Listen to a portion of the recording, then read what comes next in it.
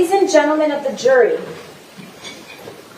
in just a few minutes, you're going to hear evidence about the impact of these murders on the family, friends, and/or the community of the decedents.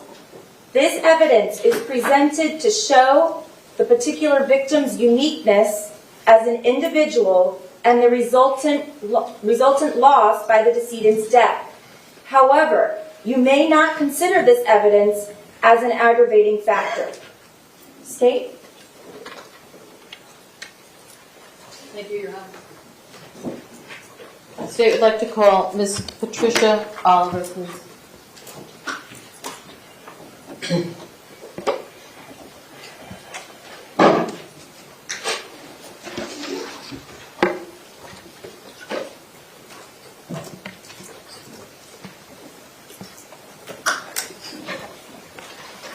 The state will also be calling Ms. Andrea Gersey.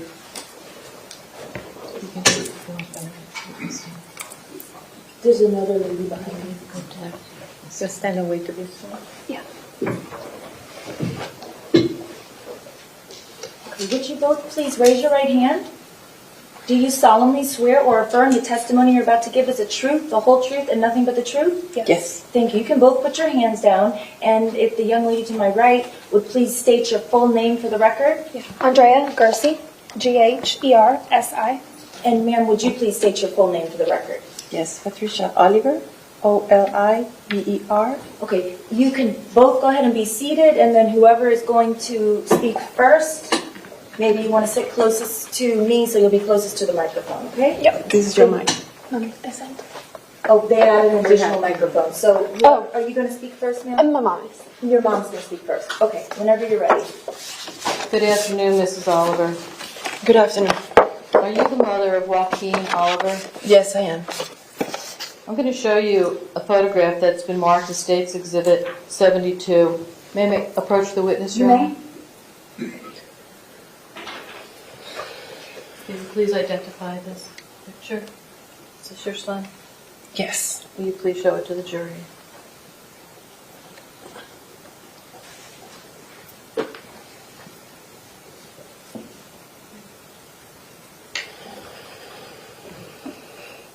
Thank you, Ms. This Oliver. is the day that he was celebrating his senior year. Ms. Oliver, thank you. Did you prepare a statement to share with the jury today?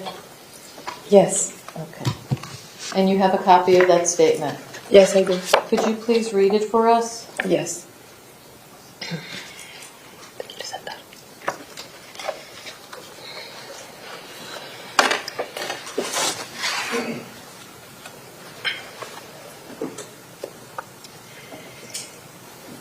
My adorable Mipu,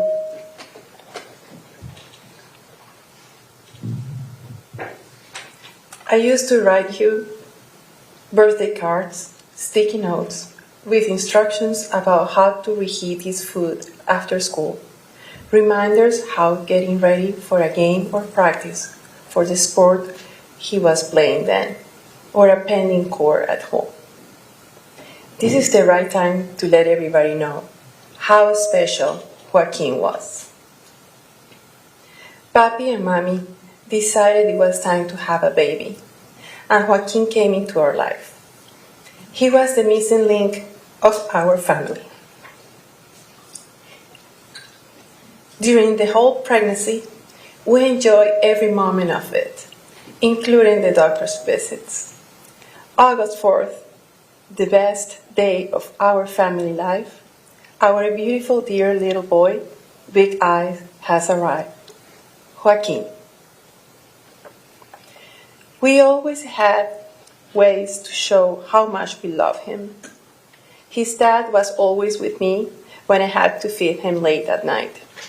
His sister, whom he called Beautiful Girl, gave up vacations with her Aunt Isabel to stay home and take care of him.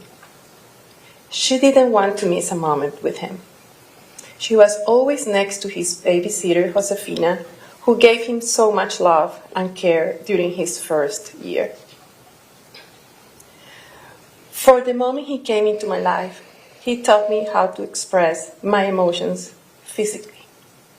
We hugged each other, we held hands. He blew me kisses and sometimes said, "Mommy, did you see I blew you a kiss?" He brought me a smile to my face, gave me happiness, and that feeds my soul madly. He slept in our bed since he was very little. We cuddled and shared the same pillow. I loved when he came to our room as a teenager at night, waking me up and saying, "Mommy, I can't sleep. Can I sleep with you?"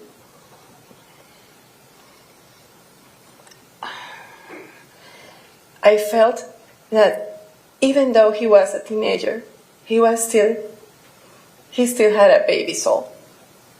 He needed Mommy to hug him and hold his hands during his sleep, a feeling that is vivid until today. I relive and try to find a moment that is only ours. Sleeping will never be the same.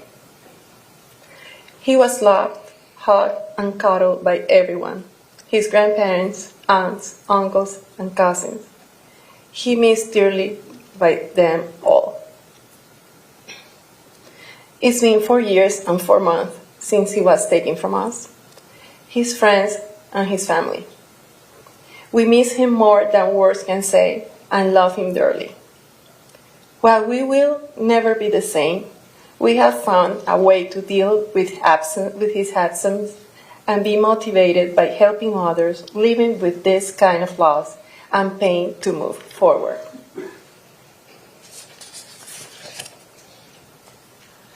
I always deny speaking of the way he was taken from us, but today I must let the world hear from me. To accept that he is not physically here with us still is an issue for me. Why? Because it hurts me very deeply. I must let the listeners feel how painful it is to live with this deep hole in my heart.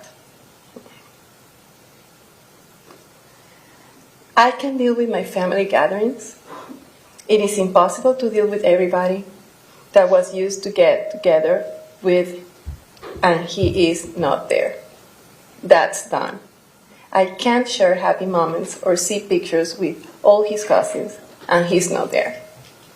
I keep inside an anger that I consciously don't feel, but when I see myself in a picture or on a video, it shows in my face, putting out my real feelings. Smiling has become harsh.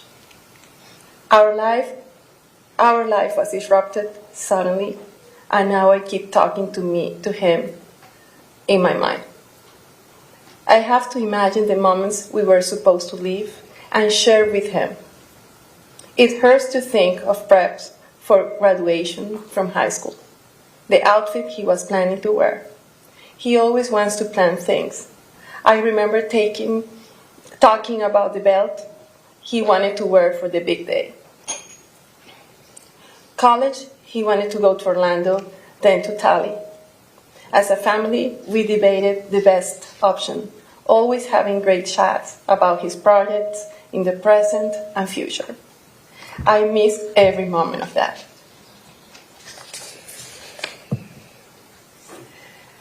I miss the fluent way we used to talk, while we got ready in the mornings, always updating us about our day, him, his sister, and me. College. He was supposed to graduate this year in business with a major in sports management, which was his plan. All the future ahead of him was taken from us.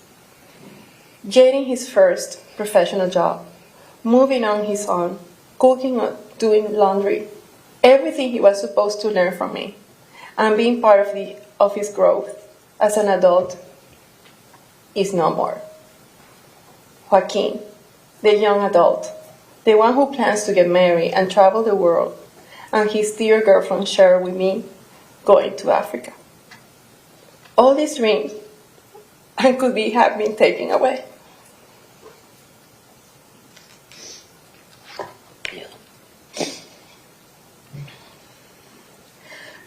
His friends, I didn't know he had that many friends. Girls, boys, little kids. They all miss him endlessly. I feel in my heart. the suffering they all endured since the day he was taken from us. They came home devastated, crying. Their lives are changed forever. They share with me how he impacted their life. They say his empathy, loving soul, passion, friendship, the meaning of love, energy, contagious smile. He value of everything, everyone, believed in himself, stood up for what is right, was genuine to himself and appreciated others. Our life has been shattered and changed forever. Thank you, Mrs. Oliver. Next, Ms. Gersey. You can stay seated there. Oh, this one. Yeah. Let me tell you about my brother Joaquin. I vividly remember the phone call we received when he was born and everything changed. I went from being an only child to having a baby brother, my very own baby doll. With our age difference and moving to a new country, where both my parents had to work endless hours, my relationship with Joaquin changed. I took on the role of mother figure, more so than just his older sister. Joaquin was energetic, vibrant, loud, confident, strong, empathetic, understanding, smart, passionate, outgoing, playful, loving, competitive, rebellious, funny, loyal, and constantly spoke up when he felt something was not just. As his older sister, I've always been very protective of him. At the end of the day, even if he was 6'1", I always saw him as my baby. I always felt Joaquin would have a big future filled with prosperity, success, and lots of love. When February the 14th came, all those hopes and dreams ended. I will never forget sitting in the living room with my parents, saying how a part of us died that day with Joaquin. And what is left of us had to learn to live an empty life. My life without my brother Joaquin has changed in so many ways. It's not just the day-to-day things, but also my future, and it hurts me. What happens when we run out of pictures, when we get old and the memories start to fade? When I get married and you aren't there? When I have kids and they don't have an uncle? What happens every single day when I want to call you and I can't? When every single Christmas that every family gets together but ours? When birthdays aren't a celebration anymore? When nighttime comes and thoughts creep in and we realize you are truly gone? This is life now and it hurts. It hurts a lot, not just today but every single day. I feel an unimaginable void in my being when I think about all those things. When it's not just future events that add more pain to my heart, but the simply daily reminders, like your empty room, driving by the baseball fields, the basketball courts, when I go to call someone on my favorites list and your name is right at the top. When there are certain songs I simply cannot hear, the list is endless.